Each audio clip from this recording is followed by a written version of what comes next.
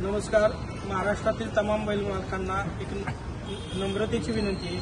आपल्या सर्वांचे सहकारी सुप्रसिद्ध बैलगाडा मालक रणजित निंबाळकर सर फलटण यांचं आत्ताच ऑपरेशन झालेलं आहे आणि कोणत्याही प्रकारचा धोका आत्ता डॉक्टरांनी त्यांना सांगितलेला नाही आणि त्यांची प्रकृती बीपी पल्स सगळं नॉर्मल आहे. त्यामुळे कोणीही कुठल्याही अफवांवर बळी पडू नये.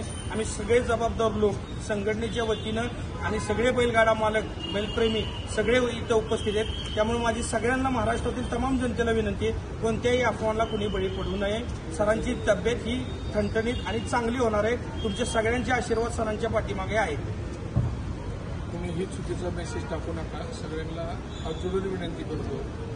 काही चुकीचे मेसेज ठेवले, काही स्टेटस ठेवले, कृपया करून ते सर्वांनी डिलीट करा. सरांची प्रकृती अजून चांगली आहे. तुम्ही वाईट विचार करू नका.